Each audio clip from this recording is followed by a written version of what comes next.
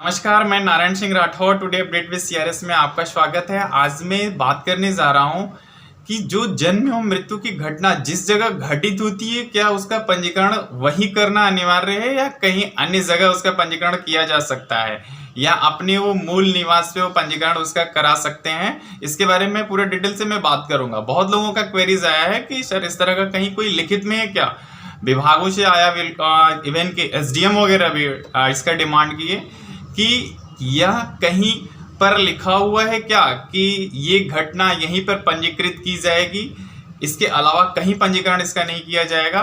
तो जी हाँ, बिल्कुल ये लिखा हुआ है। भारत सरकार के ये मैनुअल में ये है, बुकलेट में उनका है। और मैं दिखाऊंगा कि इसमें किस जगह लिखा हुआ है, किस पृष्ठ पे लिखा हुआ है। पूरे डिटेल में इसके बारे में बात करूंगा मैं आपसे। चलिए देखते हैं कि है क्या वो पूरा उसका सारांश।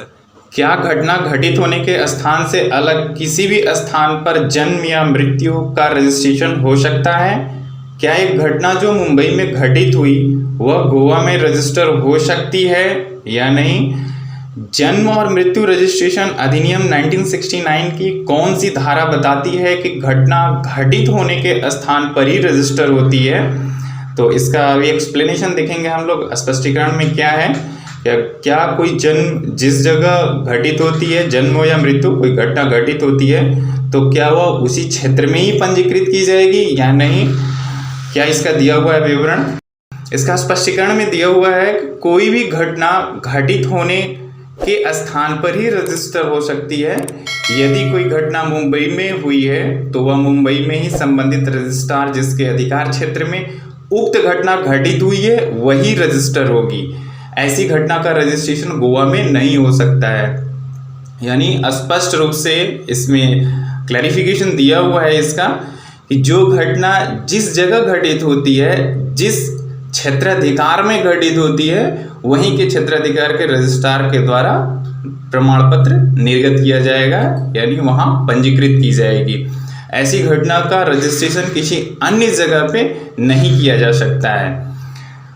अच्छा, अब बात करते हैं कि वो किस अधिनियम के तहत ये इसका पंजीकरण किया जाएगा। तो अगर जन्म और मृत्यु रजिस्ट्रेशन अधिनियम 1969 की धारा 7(2) को धारा 23(2) के साथ पढ़े तो यह स्पष्ट हो जाता है कि रजिस्ट्रार को उसके अधिकार क्षेत्र में होने वाली जन्म और मृत्यु की घटनाओं को ही रजिस्टर करना है। यानी धारा 7(2) के अंतर्गत जो है इसका रजिस्ट्रेशन पंजीकरण किया जाएगा। और ये धारा जो बताती है कि वह रजिस्ट्रार के अधिकारिता क्षेत्र में ही पंजीकृत की जाएगी जिस जगह घटना घटित होती है। अभी जो मैं आपको डिटेल्स बताया हूँ इसके बारे में, इसका जो विवरण जो दिया है भारत सरकार के मैनुअल में पेज नंबर 44 पे दिया हुआ है। महत्वपूर्ण संशय व स्पष्टीकरण में है, पॉइंट नंबर 2 में है। और जो ये धारा 7(2) का जो विवरण जो है कि वो अधिकारिता क्षेत्र यानी रजिस्ट्रार के अधिकारिता क्षेत्र में घटना का पंजीकरण किया जाएगा। अगर उसके अधिकारिता क्षेत्र में घटना घटित होती है तो उसका जो डिटेल्स जो दिया हुआ है पेज नंबर 30 में दिया हुआ है।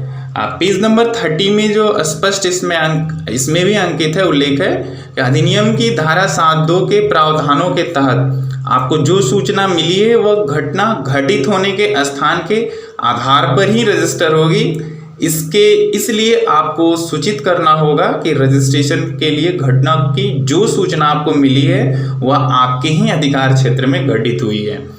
बिल्कुल स्पष्ट है कि जो घटना जिस क्षेत्र में घटित होती है उसका पंजीकरण वही किया जाएगा। मैं आशा करता हूं कि यह आपको अच्छे से समझ में आ गया होगा कि जो घटना जिस जगह घटित होती है उसका पंजीकरण उसी जगह उसका होना अनिवार्य है। उसके अलावा कहीं और अन्य जगह उसका पंजीकरण नहीं किया जा सकता है।